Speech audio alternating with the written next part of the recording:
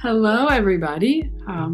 Some fun music. We will get started shortly. Hello, everybody.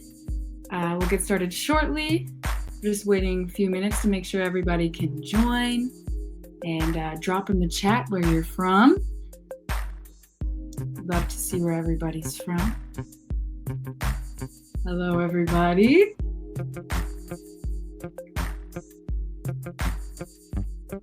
Thank you all for joining us today. As I previously mentioned, we'll start in just a bit. I'm gonna wait a couple minutes to make sure everybody can join. Got some Liberty Township, Ohio. I do love Liberty Township. Been there a few times myself.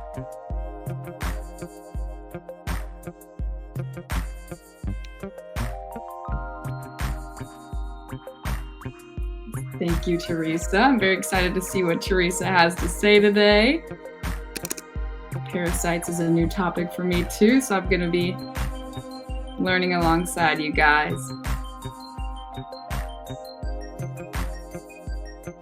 Greetings from Coleraine. Nice to see you here.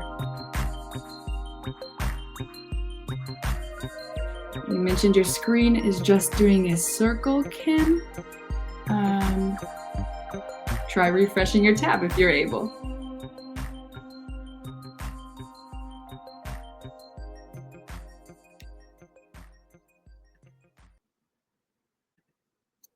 Hello, everybody. Again, we're just going to wait a couple more minutes to make sure everybody's able to join, and we'll get started shortly.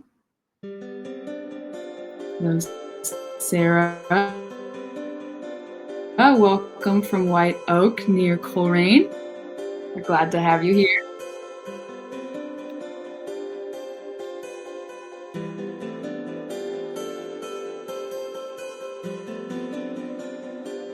Beth Goins, it's great to see you here.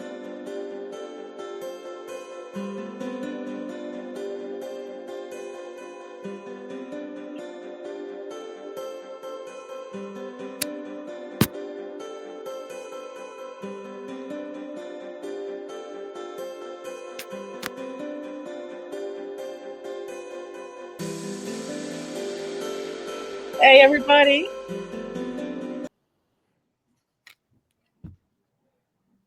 Hello, everybody.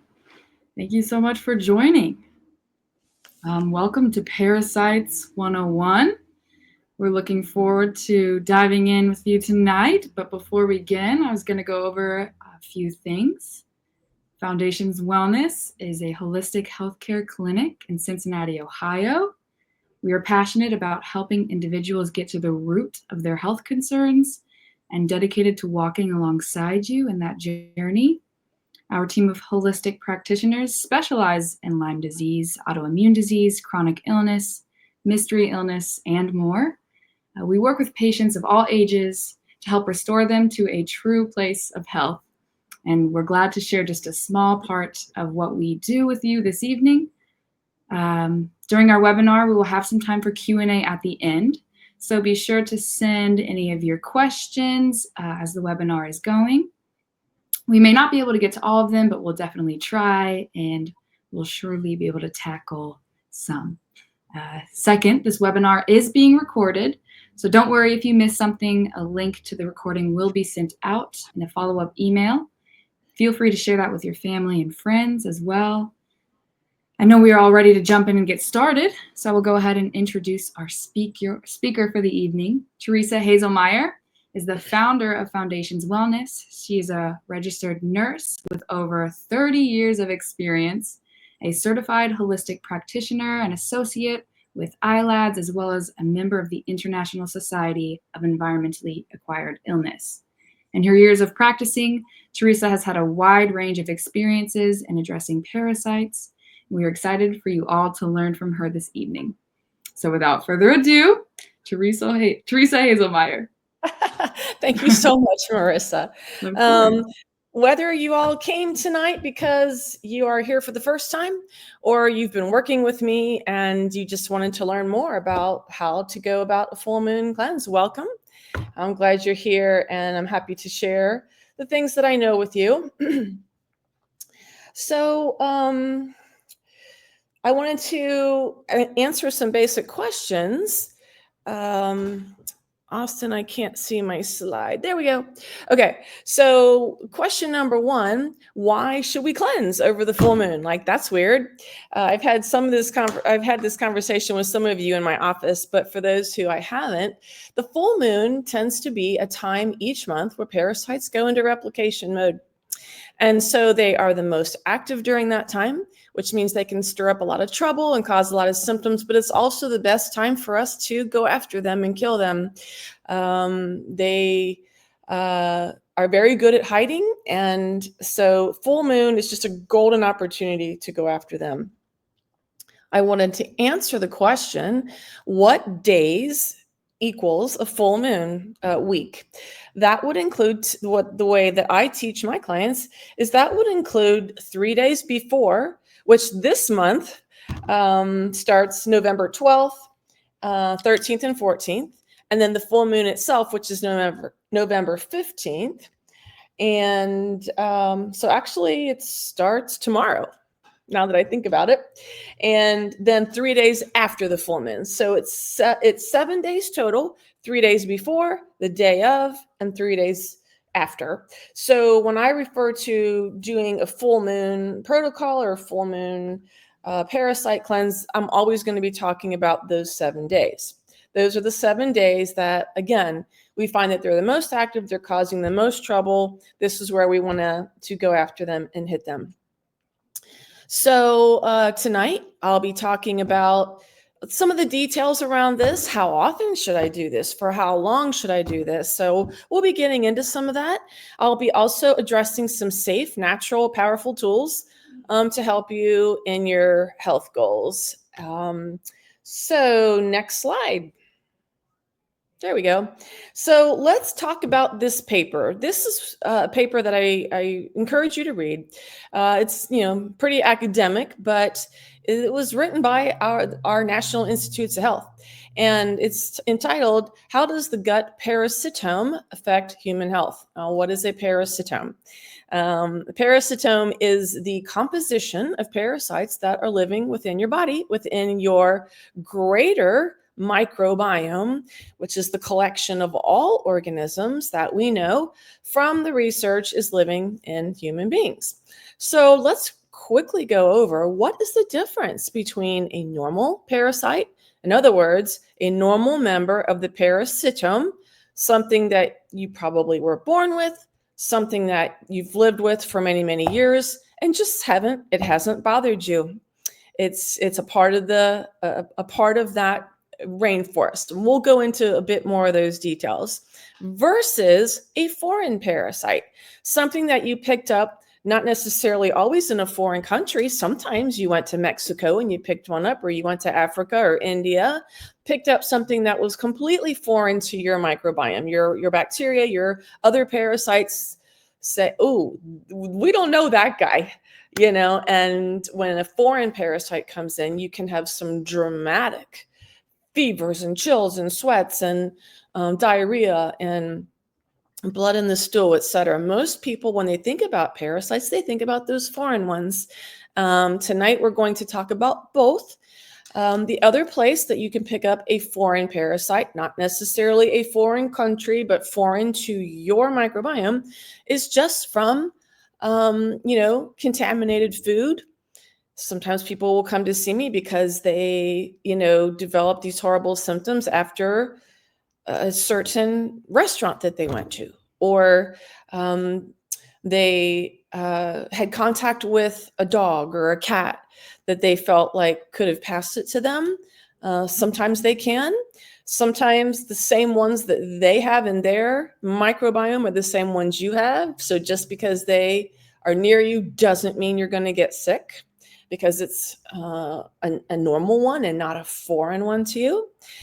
Sometimes we get it in restaurants. Sometimes we get them from water. A lot of the really small ones, the protozoans that we'll go into more detail about, are pretty commonly found in the water supply. And so flea bites are another source of them. There's many different biting bugs that can put parasites into us: mosquitoes, ticks, biting flies, and bed bugs, lice, midges. So one of my nemesis are those darn no-see-ums down in Florida. Whenever I go down there, I am the one who gets attacked by no-see-ums, and I'm filled with bites. Everyone else is fine. Why they love me, I don't know. But they're called midges, and midges sometimes can also put a parasite into you. And that has happened to me. One time we were down at Lake Norris, and my granddaughter and I were playing in the sand at night when it was dark. Everyone else was over by the campfire. And that next morning when I woke up, I had, I think, 80 or 90 bites on my body. And I realized that those sand fleas down in the where we were playing just attacked me. And I did have some symptoms from that for a long time. So yeah, it's not always from contaminated food. Sometimes it is. Sometimes it's from some of these insects that bite us. So I also wanted to go over the life cycle of these organisms.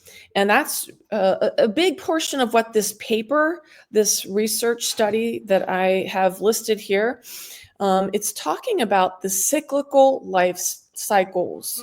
And what that means is that parasites by their very nature are cyclical. That's how God created them. That's how nature created them. It's part of their survival mechanism, to where they come and they go. For some, they have these regular relapses and remissions, is what I call them, where they might hit every 2 days. They might hit every 2 weeks. They might hit once a month. And what do I mean by hit? What I mean by that is they go into replication mode, and they start to just very aggressively repopulate. And your immune system sees it going nuts in there, and your immune system freaks out and creates symptoms in some people. So we'll get into more of that. Another life cycle is their cycle when they're active. When they're in that active mode, they have a cycle in a 24-hour period. And for the vast majority of them, they are most active at night.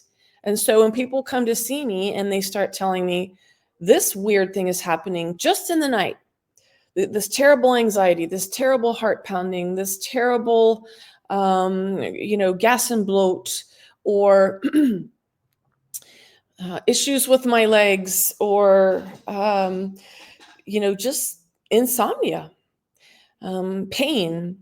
Sometimes it's because that parasite is just more active. They tend to be more active at night.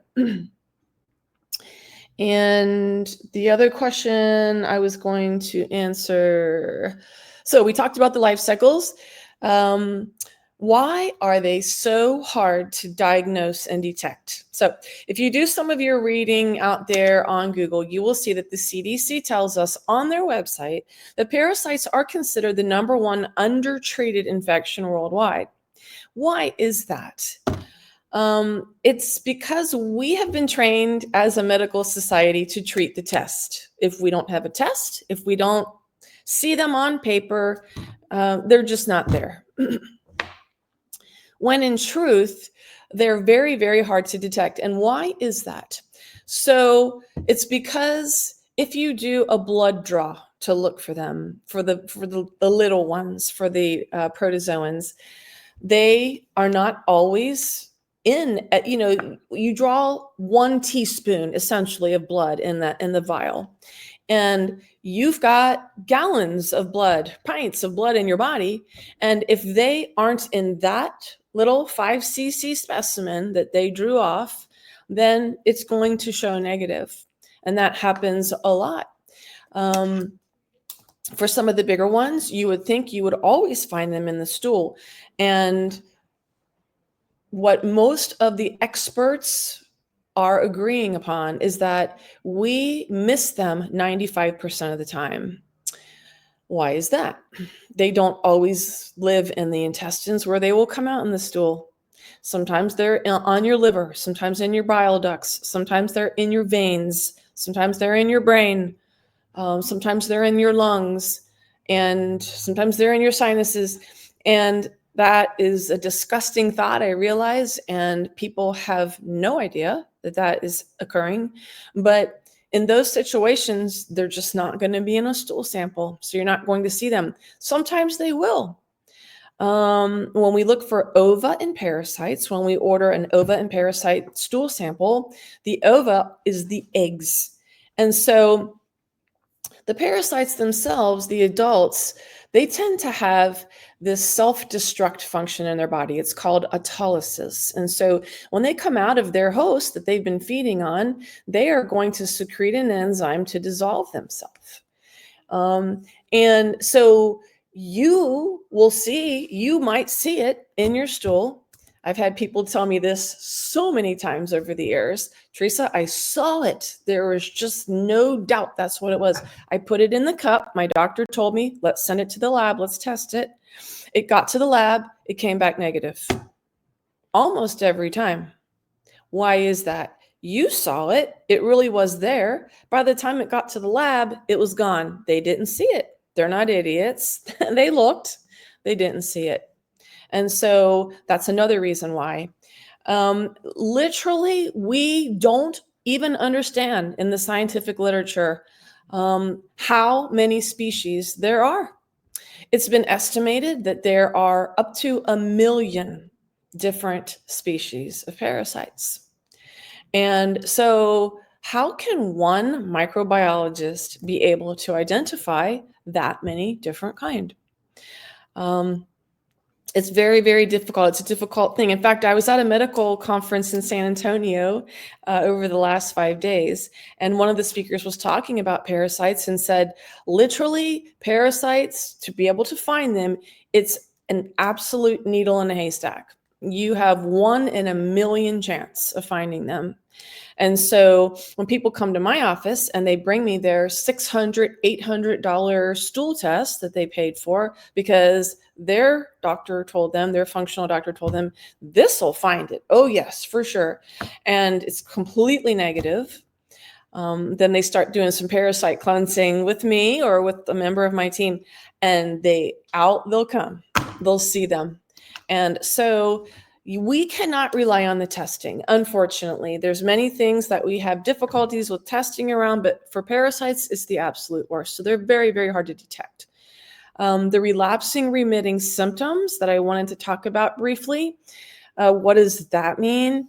When these parasites are in those cyclical replication modes, like I told you, when they go into that replication mode, they will trigger your immune system to go after them. Your immune system will create tons and tons and tons of white blood cells called eosinophils.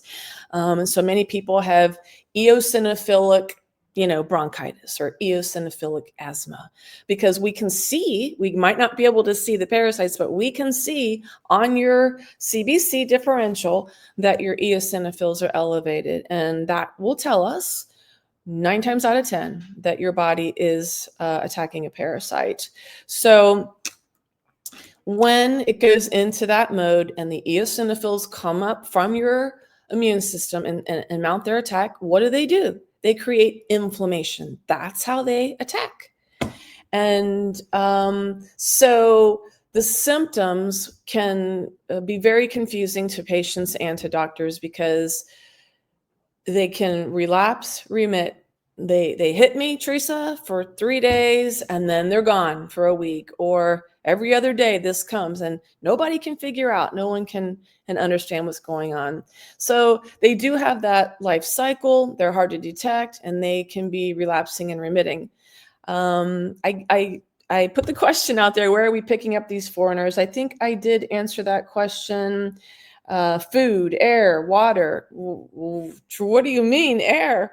Well, when someone sneezes on you in the grocery store and they have one of those parasites that is a protozoan, it's a microscopic size. It's not like a big worm comes out of them, but these little teeny tiny microscopic ones, and you inhale it, you can pick them up that way. You can also pick them up if you are working on a farm, working on a barn, and the dust from dried animal dung is coming up and you're inhaling that too. So that's the bad news. There's lots of different ways you can pick it up. The good news is a good, healthy, strong, robust immune system will keep them in check. So next slide, please. I wanted to read this slide. This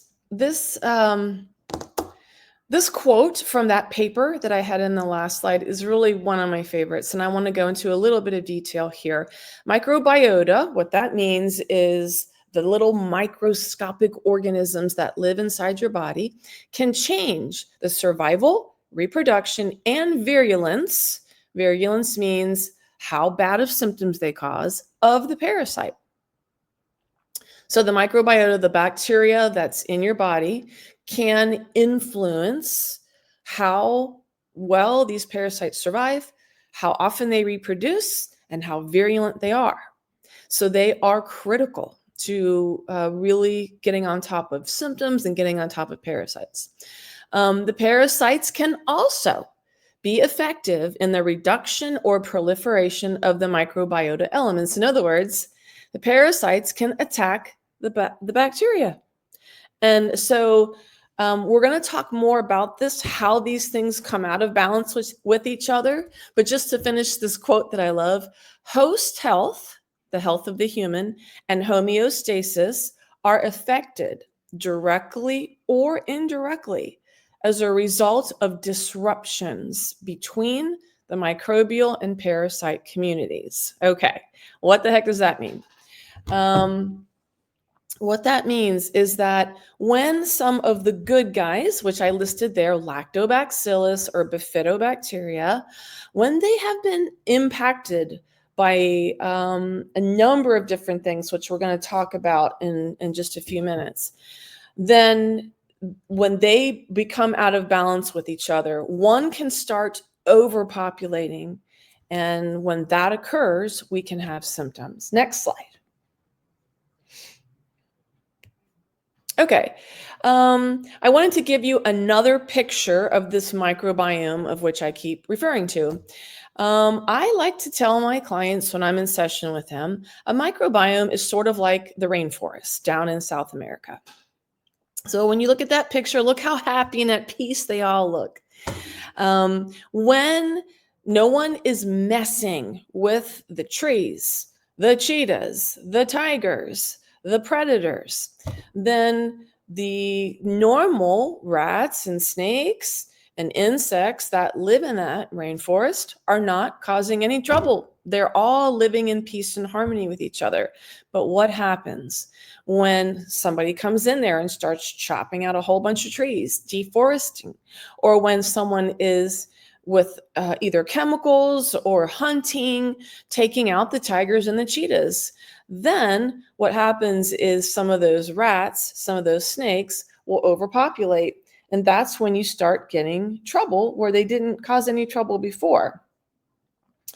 Let's talk a little bit more about the toxins that are coming into the human body, because the human body is no different than the rainforest.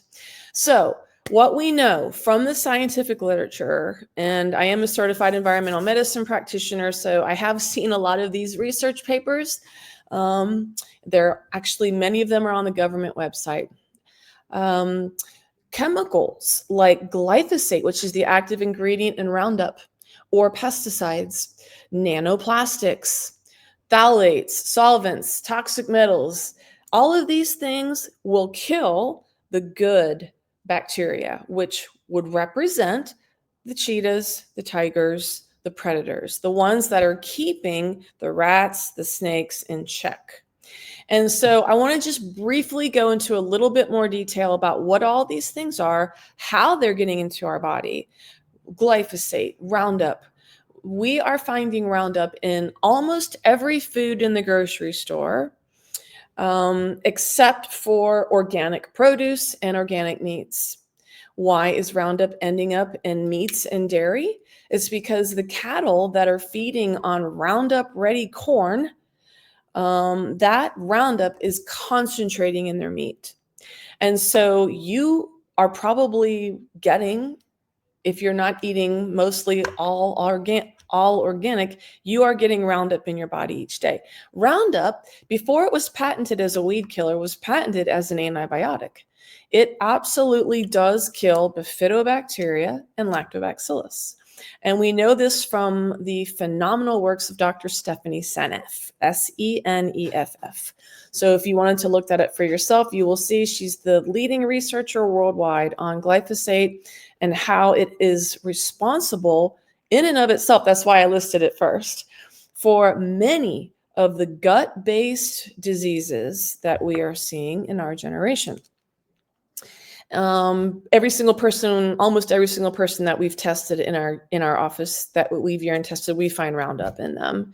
And when you look at a lot of the research that's being done, they will find it in breast milk. They're finding it in 93% of the individuals that they urine test. It's sad. It's gotten into all of us. Pesticides. That one can be fairly easy to figure out. Pesticides are being sprayed on most all U.S. corn, soy, and wheat, and most produce. Even the organic produce, you're going to get a little bit of drift from the fields that they're around. And interestingly enough, even there are some states that have rules that allow certified organic produce to spray pesticides as long as you only harvest it a month after you sprayed it. So I don't think it's possible to live in a world where we're just not going to get any in our bodies. But if you buy organic, you're going to get much less than if you buy conventional. Pesticides will also come to people through the air. People who live within 1/3 of fields that spray, whether it's orchards or farms. In the scientific research, we see that we can almost never reduce the pesticides that we find in their urine, even though they are eating organic food. It's because they're inhaling it. People tell me all the time, I close my doors and windows and I bring all my kids in every time I see them spraying in that field right behind our house. But what they don't realize is that those soils have been so saturated with those pesticides that, on any given day when the wind blows, some of that is still going to be in that dust and you're going to inhale it. And the drift that comes into your yard is going to then come into your house. So there's many different places that we can get the pesticides: beverages, foods, and water, if your water isn't properly filtered. Nanoplastics, what are those? Plastics are not covalently bonded. That means that the molecular structure between them does not hold their molecules together well. This wood or, something metal, glass, they are covalently bonded. They're not just flaking. The molecules aren't flaking off of those things. But we know from tons of research that when it comes to plastics, from our vinyl floors, our carpeting, our clothing that are infused with plastics, that we're literally inhaling these nanoplastics that are flaking off of all of these surfaces. Plastic water bottles and tap water are the number one exposure that we have to nanoplastics.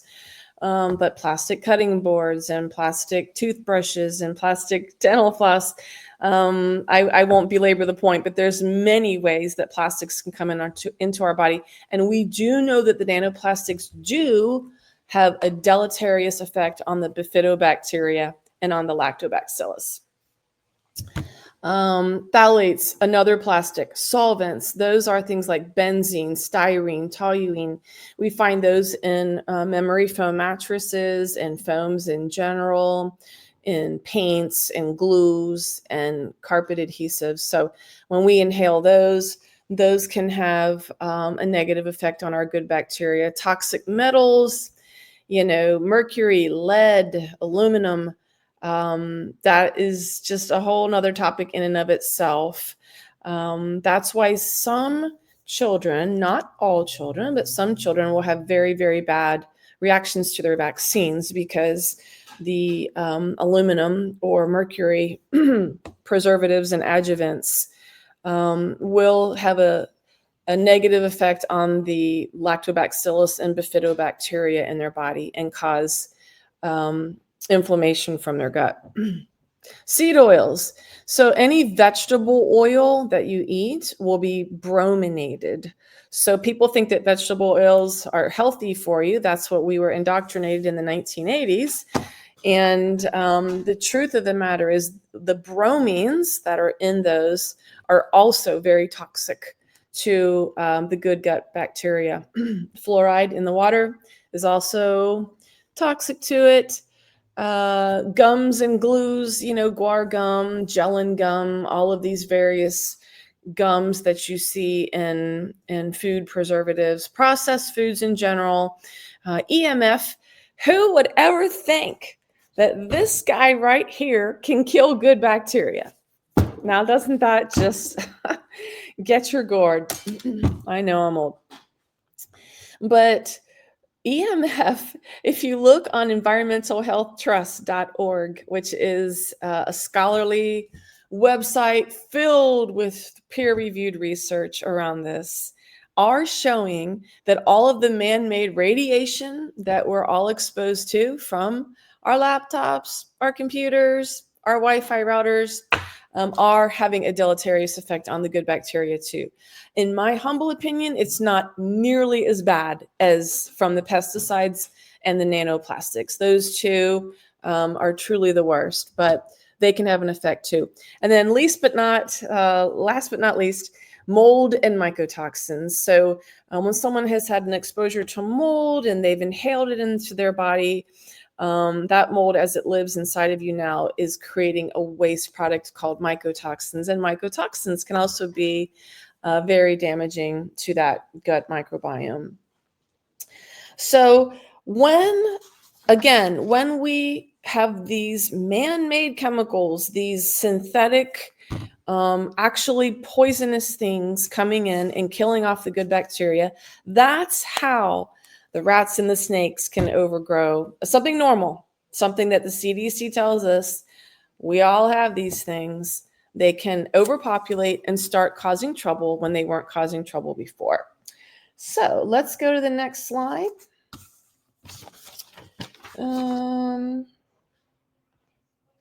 Okay, so when these things start causing symptoms, this is when it's time to cleanse. So I just kind of like that little photo, watching these guys die. Let's go to the next slide. I want to go over the types of parasites that are possible. These can be normal to your parasitome, to your microbiome, or they could be foreign, something that you weren't born with, wasn't normal to you, that you picked up, like we talked about, in some sushi or overseas. So this first category, there's 3 major types of parasites. The first one are tapeworms. Isn't that a disgusting photo? I thought you would enjoy that. So the Latin name for them is Cestodes. And they, the other name for them are trematodes. So the cestodes are the long tapeworms. The trematodes are the little flukes. I didn't put a picture of flukes in there. Flukes can look more like an oval, much smaller and kind of flat like a leaf. But the tapeworms and the flukes have suckers on them. And you see, in that photo, the sucker at the top, and they will attach to your intestines or to wherever they're living, and they will just, stay hooked in, and they will just feed on your resources. And they are flat. These worms are flat in nature.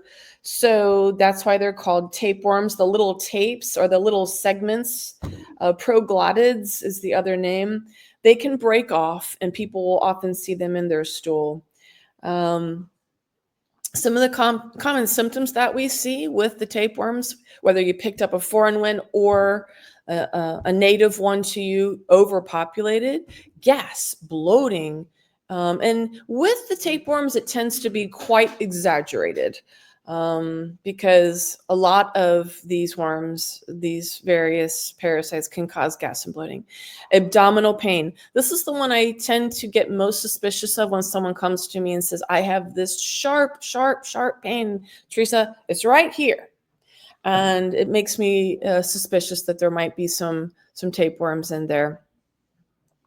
Fatigue, diarrhea, constipation, nausea, vomiting. And then when it comes to the flukes can be on the liver themselves, liver flukes, or in the bile ducts. They can also be in the intestines. They can be on the blood vessels, blood flukes, and they can create liver pain, bile issues, gallbladder issues. I've had people with blood flukes come to me, and they just have a lot of bruising. That can be Bartonella also, but they tend to bruise quite easily with the blood flukes. There's lung flukes that can absolutely play into asthma, chronic asthma, and there are skin flukes. They can show up in a number of different places.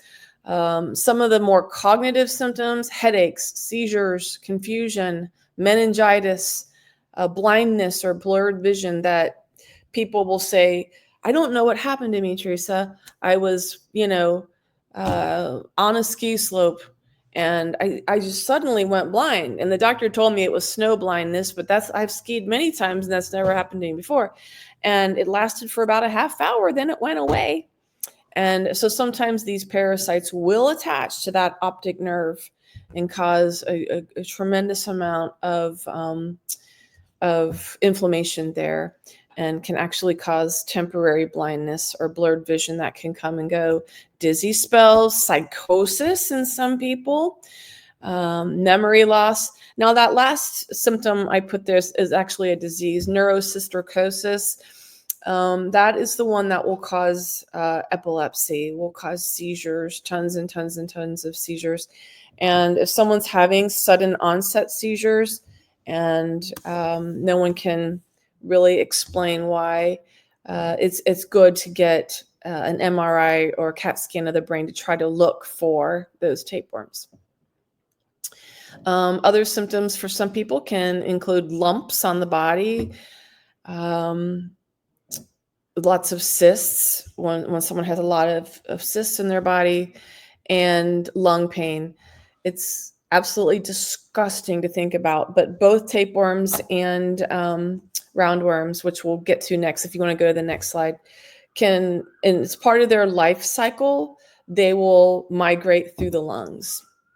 And so when people have these sudden onset of asthma, it can be that parasite is making its round through the lungs and triggering all those eosinophils. And so the only thing we can see on the test is the eosinophils. So we treat the eosinophils, with the steroidal medications. But since we can't find the worms, we can't see them. Those don't tend to be diagnosed or treated in asthma. Okay, let's get to the roundworms now. The other name for them are the nematodes. The nematodes or roundworms can look like the picture there, where they're just long and skinny and round. But there's different types. There's whipworms, threadworms, pinworms, hookworms, and they can look a little bit different. So this is quite a large category. The whipworms tend to be wider on one end and more narrow on the other. They can be anywhere from 30 to 50 millimeters long. They will live in the intestines, and those can be picked up from the soil. Sometimes you can pick them up just by stepping in dog poop. And those are pretty common, actually. The hookworms are so named because their heads look like a little bit of a hook and will hook into your body parts to gain their nutrition that they're looking for. Threadworms, those just are so tiny. You probably would never ever see them. They are still considered a roundworm or a nematode, but the threadworms are just, you can almost barely see them. They're very similar to a pinworm. And the threadworms, like strongyloides, will weave kind of thread itself into your intestinal lining or the lining of any organ. And they can be tough. They can be really tough. It can take 9 months to a year to really, of hardcore parasite cleansing to go after them. So there's many more. The nematodes have been estimated at anywhere from 25,000 to 1 million different species in and of themselves. So nobody really knows. We don't really know how many that we have. When some of these parasites enter the skin, if the child stepped in dog poop, and it can cause an itchy rash sometimes on the skin, not always. But these things, they will feed on iron, and they'll cause some pretty tremendous anemias in children and adults. Some other symptoms: gastrointestinal, gas, bloating, abdominal pain, diarrhea, constipation. So some of the same as the tapeworms. It can be a little difficult to tease those out. I don't find that the roundworms create quite as much severe pain as the tapes do, but they can both cause a tremendous amount of constipation. Liver congestion, they can get up into the bile ducts and into the liver, and they can make bile flow through the bile ducts very difficult. And you need lots of bile to get down to your gut to help sanitize them. So if I ever suspect that the liver has been affected by these parasites, there's different things we can do to really target them specifically. Some of the cognitive symptoms: anxiety, mood swings, sometimes depression, and sometimes just a feeling of hormonal imbalance, irritability. Just, in children, it can look like unstable mood, or they just don't have very good control of their mood. They don't have very good control of their emotions. Some other symptoms is cough, just like a strange cough. My child, one that I heard recently is my child only coughs in the night, and there's no other symptom. There's no sinus drainage, there's no cold, but it's just this strange cough. I will suspect them sometimes. Shortness of breath in some people when they're making that life cycle through the lungs. Fatigue, pain, joint pain. Any of the parasites can create some joint pain. These tend to, just from my personal experience, be quite suspect when there's some joint pain. There's some odd joint pain. Fever, when you first pick them up, they won't always keep creating fever. Pain on swallowing. Someone says to me, I just have this weird pain when I swallow. Threadworms sometimes can be setting up camp there in the esophagus. Rashes, strange rashes. Every time I see those strange rashes out on Facebook, I wonder which parasite that poor soul is dealing with. Anemias, like I mentioned, they feed on iron. You'll have iron deficiency anemia, eye pain and redness, grittiness. Some of those strongyloides will create this just weird grittiness in the eye, and you'll have a lot of sand, more than normal, coming out of the eyes.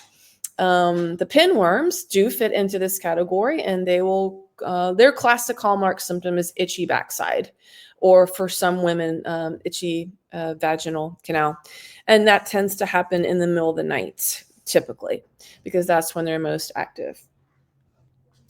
Let's see, was there anything else I was going to go over with those? No, next slide, please. The protozoa. The protozoa are the microscopic parasites. These can be absolutely vicious. You see that there's 6 different types, and under those, there's several thousand of each. So there's just so many. These can often be picked up in contaminated water. So when people go to Mexico and say, I drank the water and I got sick, they're usually picking up one of these parasites. Cryptosporidium is a big one. Giardia is another big one. And you will never see these, of course, in your stools, in your bowel movements. Some of the bigger ones, people will send me photos, and which I always, appreciate, because I learn when I see them. And you'll be able to see some of the roundworms and the tapes, but you won't be able to see these. They're microscopic, and they can cause a tremendous amount of symptoms. Headaches are a big one. When someone is having a just really, really, really so many headaches and migraines, my head just feels heavy. My head feels so tight. I feel like there's a tight band around my head. I do suspect these protozoans, tremendous amounts of anxiety. Just people will say, Theresa, my anxiety is off the chart. It's not normal. It's not just around my circumstances. It's unexplained anxiety. These too can create diarrhea, night and day sweats. So there's a certain protozoan that we would technically call a sporozoan called Babesia microti. So in the Lyme world, some of you might have had to battle Babesia, and this one can cause lots and lots of sweating in the middle of the night. And people will say, well, I just thought it was because I don't have good temperature regulation, or I just thought it was menopause. But it's not just that normal brief sweating. It can be just saturating the sheets and being very, very sweaty in the night. Physical exhaustion. Whenever someone tells me they are just absolutely exhausted, it's not just tiredness. It's I can barely function. I do think of the protozoans. Protozoans are also pretty classic for air hunger. What air hunger means is it's not the same as asthma. It's not the same as getting short of breath when you exert yourself, but it means that I'm just laying on the couch. I'm not doing anything, and suddenly I just feel like I can't get a deep breath. That's air hunger. Nausea and vomiting are very common with these protozoans, unexplained nausea and vomiting. Anemias, hemolytic anemia, these terrible, terrible autoimmune hemolytic anemias where their red blood cells just keep, dying, and they'll relapse and remit with that, and they'll be told they have a rare blood disease, but it can very well be these parasites. I guess I'm going a little long, so let's speed things up a little bit. Next slide. Okay, let's talk about diagnosis and treatment. We did talk about how difficult the testing is, but I wanted to mention that at Foundations Wellness, we use bioenergetic testing called Zyto, Z-Y-T-O. It is a FDA-cleared device that asks your body if it is stressed by certain electronic stimulus that comes through the hand cradle that we send. And I have found Zyto to do a better job of picking up on parasites than any test I've ever seen. Having said that, some people just can't buy in. I didn't buy into bioenergetic testing in the beginning either until I got sick of myself. And then I realized this is picking up on things that the test never picked up on. So I do love Zyto. It can be very helpful for picking up on parasites. There are various stool tests that can look for, we like the gut zoomer. I've seen it pick up on a few. It won't always either, but that is one that we do offer that I feel is the best of all the stool tests out there. Certainly, these things can be treated with pharmaceuticals. Albendazole helps with the roundworms and sometimes the protozoans. The ivermectin can help with the protozoans. The praziquantel can help with the tapeworms and the flukes. Pyrantyl pamoate, that's pinworm medicine that you can buy down at Walgreens. And then there's a number of others that can be used. But next slide, let's talk about the natural treatment. This is the one that we like to use. We also, again, the diagnosis, we like Zyto and or gut zoomer, but the herbal options are really fantastic because you can do them long term, which parasites need. You can't always do the pharmaceuticals long term because they'll have side effects. The herbals, for the most part, are safe, do no harm option that you can do as long as you need to until your symptoms are cleared up. And they can be rather inexpensive. Depending on the options. So wormwood, otherwise named Artemisia or Sweet Annie, is one that can be very helpful. Black walnut hulls is another. Those are probably the two top that are used in most of those over-the-counter formulas that you buy. Neem oil, oregano oil is fantastic. Clove, cinnamon, garlic, pumpkin seeds, cumin, rosemary. Liposomal essential oils, I wanted to talk about briefly. That is what we make in our business. Liposomes are little fat bubbles that deliver tiny fractions of nutrient or pharmaceutical drug. And they have all the power, but with far less side effects. Now, when it comes to liposomal essential oils, we just don't really see any side effects at all. We use very, very, very tiny fractions of drops in the liposomes in our formulas. And when you ingest those, when you drink them, they do a very good job of getting across your stomach acids and enzymes, which essential oils usually cannot survive just being taken in a capsule or inhaling it.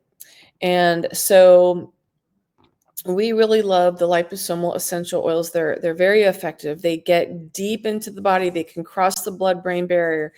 They can get into places where the pharmaceuticals can't always. So we do always prefer the safe, natural, very potent and powerful liposomal essential oils when we do our parasite cleansing. Mimosa pudica seed is a personal favorite. And I will go into more detail on that in the next slide. Okay, there's a picture of our protocol at Foundations Wellness. And I will go into the dosing and the specifics here. But I have to tell you that this is all going to depend. You've got some people who hardly have any symptoms at all. They're just doing a parasite cleanse because they're educated enough to know that most cultures do them regularly, and they use common sense, and they realize we deworm our cats, we deworm our dogs, we deworm our horses, so let's deworm ourselves too. So for those people, they might only need to do it once every 6 months, and they're good to go. For other people, they are really battling IBS or lots of anxiety or fatigue, and they might need to do it every month for a time. And then there's everybody in between. So the liposomal essential oil, you'll see that in the photo, that brown bottle with the white label, we do make those in-house. I'll go over the ingredients briefly with you. In that formula, we have caraway, which is very, very good against the little tiny parasites. We have cinnamon, citronella, and clove, which will be very potent against all of them. And this is all in the research. You can easily find this in the research. Ginger is just a great, gentle antiparasitic that can also help harmonize the whole formula. Myrtle and myrrh we have in there. Those are excellent for the very, very, very difficult protozoans that can cause a lot of crushing fatigue, night sweats, brain fog, air hunger, and as well as a number of those protozoans, which can be very difficult to beat. Nutmeg. Nutmeg is a fantastic oil for the larger worms. So that one is potent. Oregano.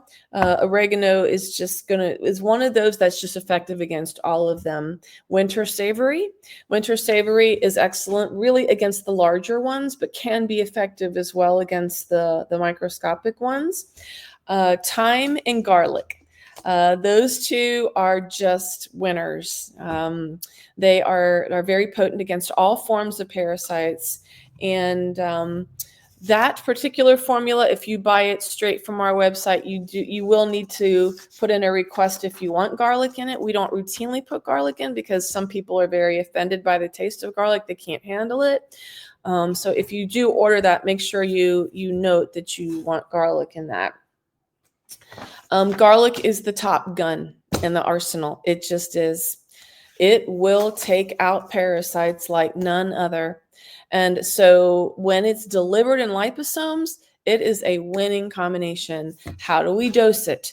For people that are very sensitive or children, we might only dose a quarter of a tablespoon or a half of a tablespoon 2 to 3 times a daily for 7 days.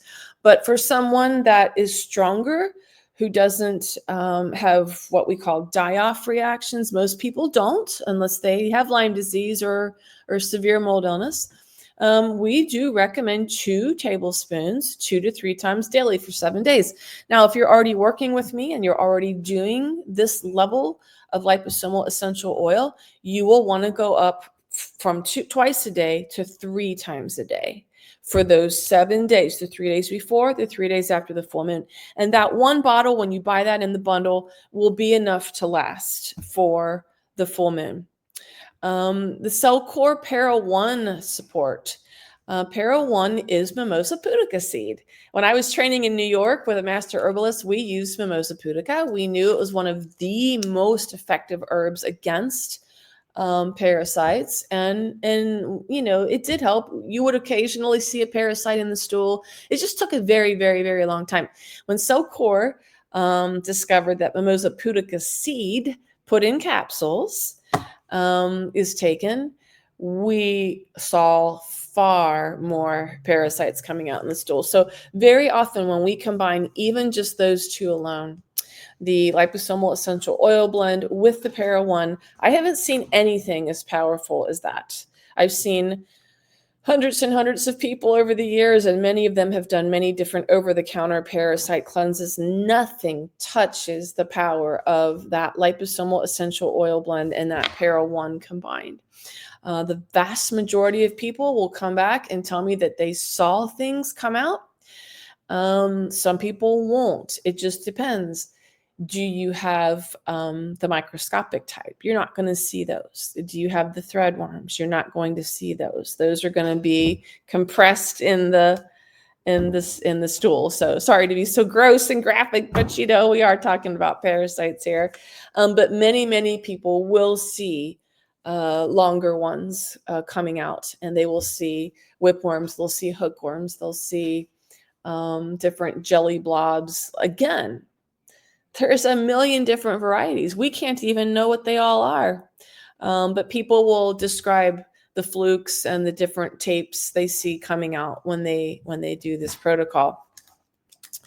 Next on the list, so those are the two that are actually killing the parasites, the brown bottle with the para one. The liposomal formula with the para one. Now, the next two I put in the bundle include the Cell Core Biotoxin Binder, which is very, very good for helping to go after all those nasty toxins that I talked about a few slides back.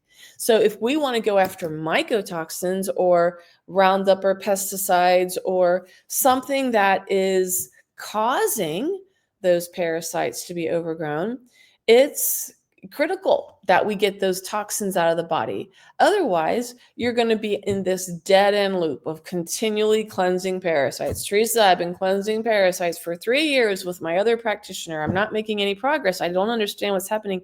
But typically, the missing piece is that they are not doing toxin cleansing. They are not getting rid of those poisons that created that dysbiosis, that disconnection, that, the breakage of the harmony between those bugs in the body. And so it's really, really, really, really important that you use a binder. That's my favorite one.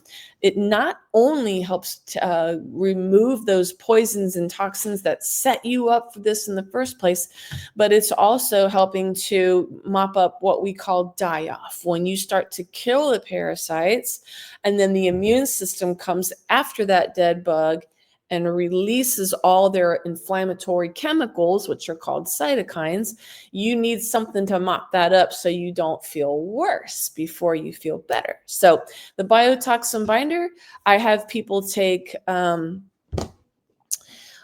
to 4 capsules after each of their liposomal essential oil dose. So if you're brand new to this, you've never tried it before, you can start with 1. That would be 2 to 3 times a day. Maybe you're like, this all makes me nervous. I'm just going to do 2 times a day. Fine. You'll still get good results.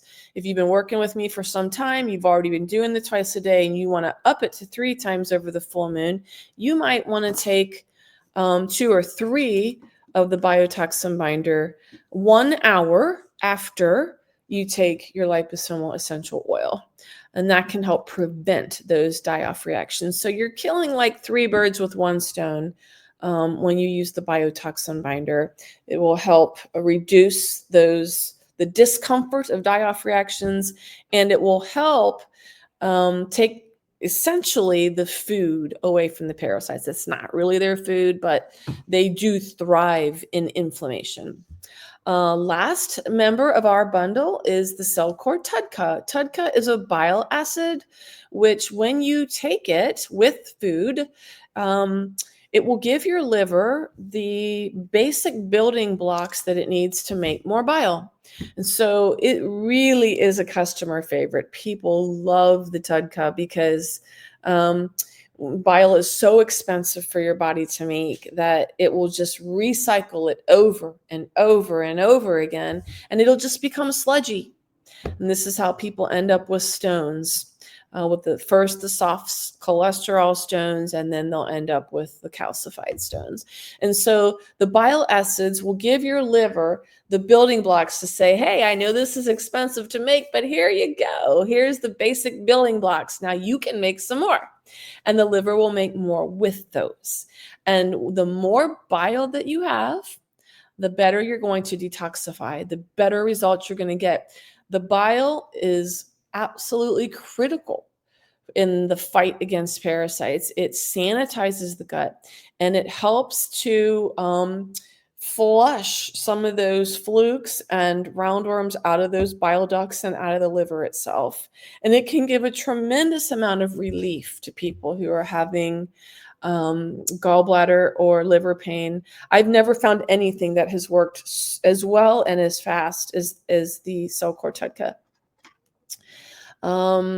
Even though it has a bit of a higher price point, people do not mind paying for it because it really, it's far better than milk thistle and dandelion root and many of the other liver supports. It really is great. And so you'll start with just doing 2 2 a day. If you're a beginner at this and you don't have any bile flow issues, you don't really have any chronic issues or autoimmune issues, you'll just do 2 a day. And it can help with cholesterol too, I might add. But if you have a lot of die-off, or if you have been fighting an autoimmune disease or Lyme disease, you might need 2 twice a day. You might need 4 or even as high as 6 of those a day. And you do need to take it with food because it won't work well without food. For the people who have insomnia, for the night activity of those darn little things, I will often ask them to take TUDCA with their dinner so that they can have the maximum amount of liver support and bile flow in the middle of the night. It can help stop some of that night awakening between 1 and 4 a.m. each night. So that's the bundle. Next slide. If someone needed more extensive treatment options, and for example, people who are very, very sensitive or have mast cell activation syndrome, I do recommend that they take the higher amounts of TUDCA. They can do enemas. So if you've never done those before, there's plenty of instructions out there. If you send us a message, I'll be happy to share my instructions with you for coffee enemas or water enemas. Many, many, many people will do enemas during their full moon cleansing week. I highly recommend it. Coffee enemas will help increase the production of glutathione by 700%. And when you are trying to cleanse Roundup or nanoplastics or parasites themselves out of your body, the coffee enemas can be tremendously beneficial. I do recommend those 2 to 3 times that week during the full moon week. The water enemas, for people with mast cell activation or are highly, highly sensitive, they might need to do them daily. That can really help calm down those mast cells in the gut and help cut down on that sensitivity and that high reactivity that people tend to get when they want to do a full moon cleanse. You might need the higher amounts of the binders. There's really no limit to that biotoxin binder. I put out a general good guideline, 1 to 4 twice a day. However, there are people who have taken 20 a day. I've seen people take the equivalent of, 24 a day because they just want to get across that finish line faster. I want to get these toxins out of my body faster because I just want to get my life back. So there's really no limit. You can always take more. Clean diet, clean water, clean air. That is just an essential to set yourself up for success over your full moon cleanse. I highly recommend that your diet is very clean that week. What does that mean? You don't want seed oils. You don't want anything that's been fried or cooked or baked in a vegetable oil. If you need to have an oil in your diet, you will want to use something like butter or ghee or coconut oil or avocado oil. Tallow or lard, you will not want to use the vegetable oils. They're too damaging to your gut. It'll make things harder on your gut if you consume those bad oils. Sugar, the sugar's just got to go. You will have so much more success if you limit the sugar because you're feeding the parasites.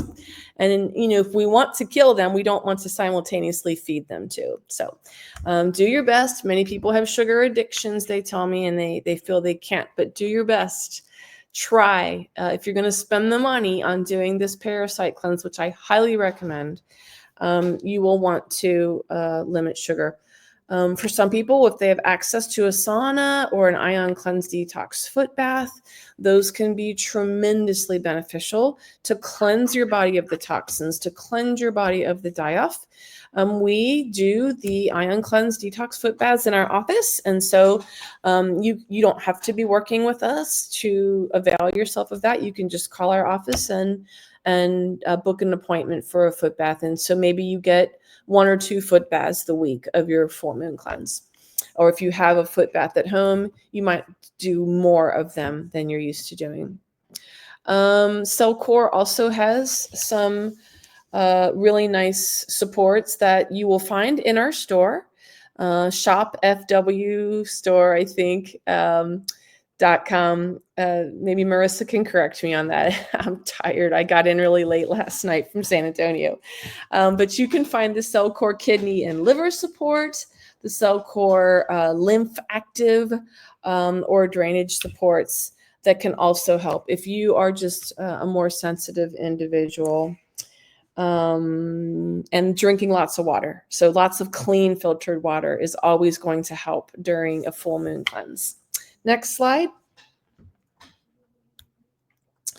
Okay, so we are at the end of the presentation. At this point, if you would like to scan our QR code here to get your Parasite bundle, I think I actually will just let Marissa take it from here. And if you've put any questions into the comments, then we'll go over your questions after she's through. Wow. Thank you so much, Theresa, for all this wonderful information. I definitely learned a lot, took a lot of great notes. Yeah, as Theresa looks over these questions, I just had a couple things to run by you all. First, I realized in my excitement to introduce Theresa, I forgot to introduce myself. So I'm Marissa Hinn, and I work in social media and marketing with Foundations Wellness. I'm enjoying learning about parasites alongside you all. As a reminder, this webinar is being recorded, so don't worry if you miss something. A link to the recording will be sent out in a follow-up email.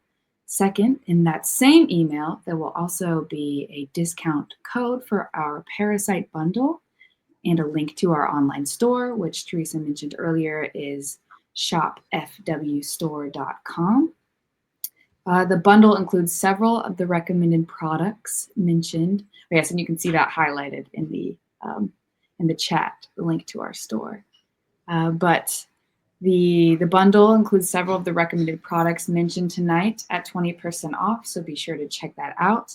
And the offer is good through Friday of this week.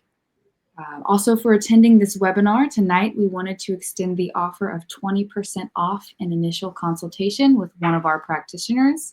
An initial consultation is 90 minutes long, where one of our practitioners will review your comprehensive health history that is filled out ahead of time.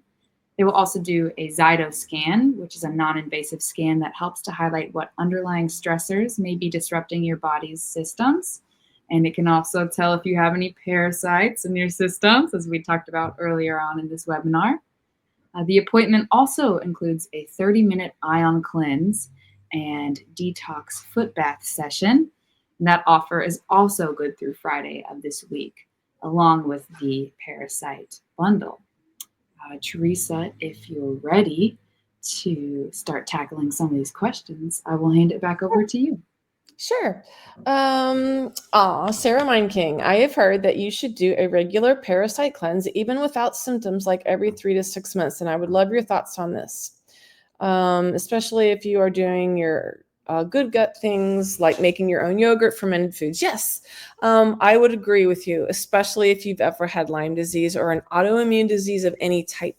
I would highly recommend doing them every 3 to 6 months. Are there things you would recommend for more immediate parasite relief if you know you are dealing with them? Well, it depends. Yes. If someone's having nausea and vomiting, I do have a nice calming formula that is not killing anything, but can really help calm down that nausea, vomiting, and stomach pain. There's lots of different things that I will recommend for anxiety, like kava, Kona kava, or CBD for pain in our office. Yeah, there's a lot of good Band-Aids that we can offer while you're just starting that journey. Sorry, Marissa, I didn't mean to skip over your question. As someone who has had inside and outside pets, what is the best way to ensure that they do not pass on parasites to me and that they are parasite-free? Well, regular deworming of your pets is a really great idea. I don't typically ever recommend that pets, especially if there's a known parasite,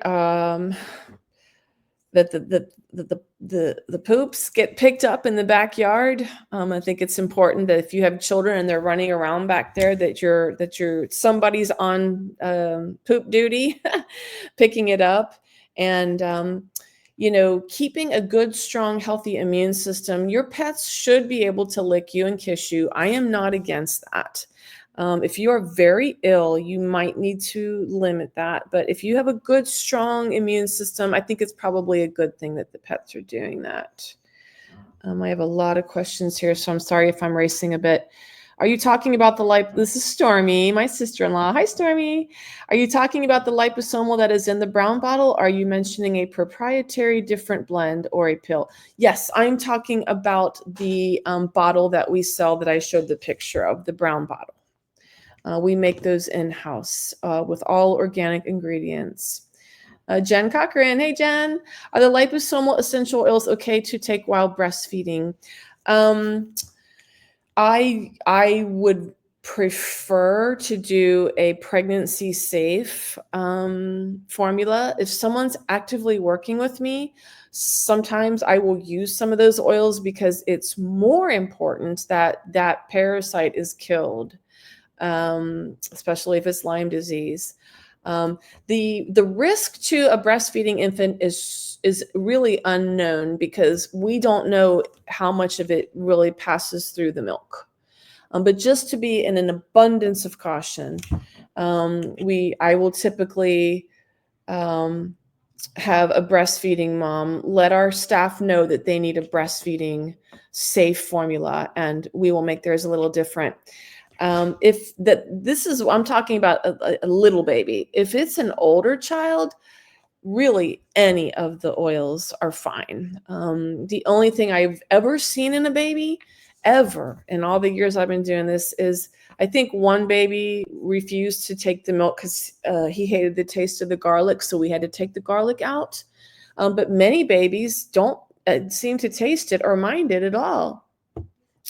Another mother felt that her child did have diarrhea for about 2 days after she started her formula. But it was if something got through that was giving that child a die-off, it was probably a good thing. It stopped. I really haven't seen much trouble, but just in an abundance of caution, if the baby is still really young, I will alter those oils. Roxanne. Hi, Roxanne. Is the Zyto just available in your clinic, or can the testing be conducted remotely in the same way? Yes, we do offer remote Zyto testing, and that is something that our admins can help get you set up with if you call our office. What size liposomes are you able to create? Oh, that's a good question. I've never had them measured. They're microscopic, so I'm not really sure. But they are microscopic. You can't see the actual bubbles. When you drink it, it's like a milkshake sort of a texture, and tastes awful. So just be prepared to chase it with something fatty to get the taste out of your mouth.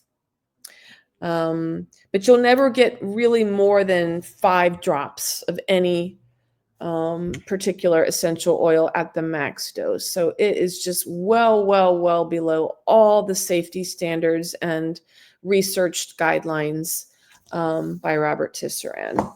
Jen, any recommendations for which remedy is most kid-friendly? Actually, we use the liposomal essential oil blends in children. Children tolerate them well. They're safe. There's just nothing unsafe about them, as long as you can get them to take it. Here's what we do in children who absolutely will not take that bad tasting liquid. We have the parent put 12 tablespoons in a container with 12 tablespoons of like a almond or chocolate milk, and then pour it into 12 ice cube trays. And that way, you're getting 1 tablespoon per ice cube tray. so you know how much is in there. And then squeeze a little honey on top of each, freeze it. And then the children usually are happy to take it cold, this cold sweet thing. It's like a treat in their mouth. And that works too. We see that working well with the kids. Really nothing touches the power of them when it comes to the parasites. So I always encourage parents, do whatever you can. Parents are so innovative. They will find ways to get the kids to take it. The ice cube seems to be the easiest way, the frozen. But some parents will mix it in chocolate milk and give their child a treat if they take it. Justine, I would love to know more on kid-friendly recommendations. So I'm hoping that I did answer that question. If you really absolutely cannot get the child to take it, then I would probably use Cellcore's IS-BAB. It is a black walnut hull and Artemisia combination, which is also very potent. Sarah Munking. So just do a parasite.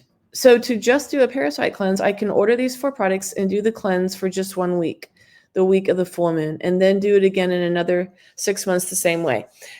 Sure. Yep.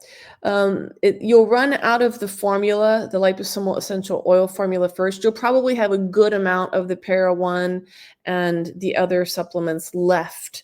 So in truth, if you were doing it once a month, you probably would only need the whole bundle every other month and then a refill on the Parasite liposomal formula because there's a lot in those Cellcore bottles.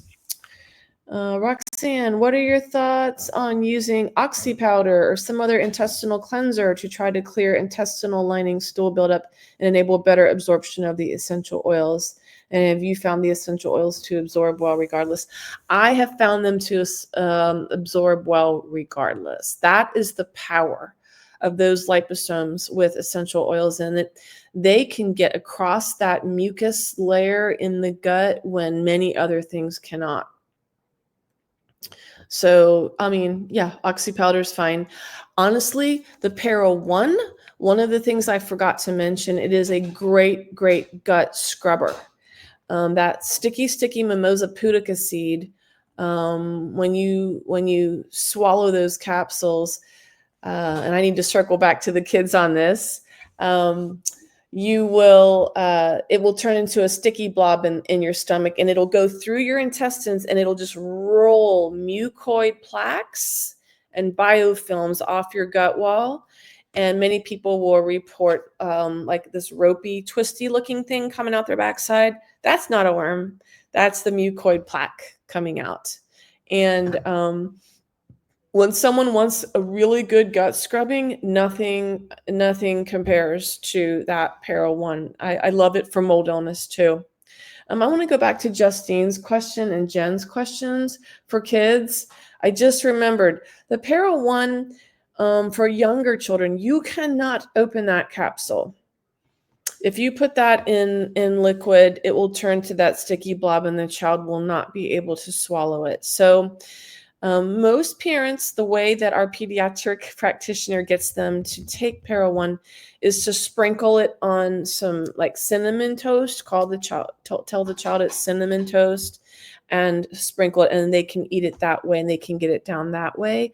Some parents have put it into honey or syrup because it's going to be easier to get it down in a spoonful of honey or syrup than in water if you need to open up that capsule for children. So thank you for that reminder. What reactions have you found to TUDCA? Any issues for individuals with sulfur processing issues? So the vast majority do great with it, even with the mast cell activation syndrome, but everybody's so different. There is always that small handful that don't. And so I have not seen it a problem for those with sulfur processing issues. But I think if someone has a really high load of solvents, benzene, styrene, toluene, in their liver, which is where it will store. That's my suspicion. Cellcore, their suspicion is that there's a lot of aluminum there, that they're detoxing a lot of aluminum or a lot of solvents if they have any reaction to TUDCA. Having said that, it's so rare. I had found it to be so rare. Most people can do at least one a day. I'm not sure what Sarah means by olive oil. Oh, under the fats. Yeah, olive oil is good cold, but you just don't want to cook with it because you'll denature the oil. You'll oxidize those oils when you cook. You shouldn't ever be cooking with olive oil. You should just use it in salad dressings and cold. Okay, here's a link to our store. Thank you, Marissa, for putting that in there. When do you focus on number 1, killing parasites, versus number 2, desensitizing, reducing immune reactivity? When and to what extent do you find immune dysregulation factors in? You're right. If someone is very, very, very sensitive and extremely reactive, yeah, we can't just go jumping in killing things. Those people I would not recommend just jumping into a parasite full moon protocol. I would recommend them working with one of us in our office because we have whole different protocols that I don't have time to go into tonight for reducing mast cell activation.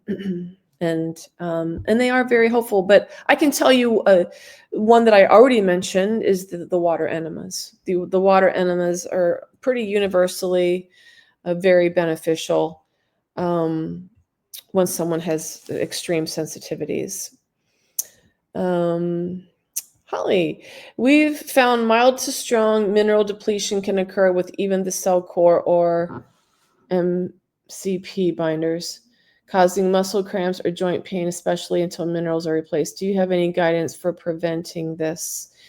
Mineral depletion, that doesn't happen to most people. If someone's very, very sick and very sensitive and that's happening to them, I like just salt flushes, using pink salt, a half to 3/4 of a teaspoon in 2 ounces of water twice daily, and really building themselves up with those minerals. What is your perspective on psoriasis and eczema as related to parasites? Psoriasis and eczema, in my experience, is always mold and or parasites, unless proven otherwise. Sometimes psoriatic arthritis is Lyme disease. So we absolutely see eczema cleared up. In children, my pediatric practitioners are doing a fantastic job with eczema in children.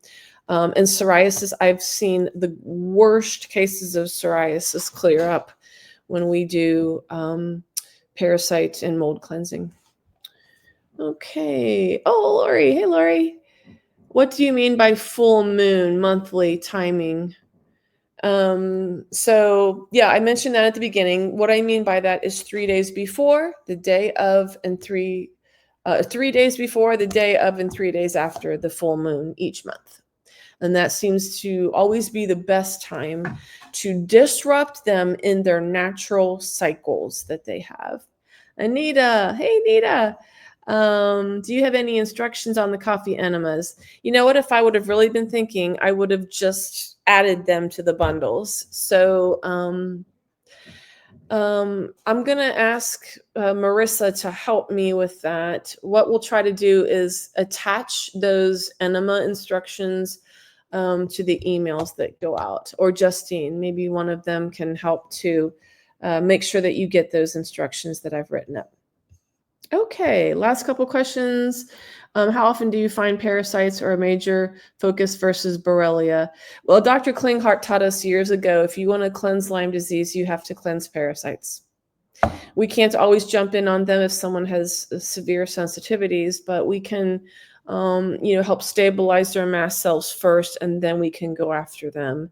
And it's always, always, always needed.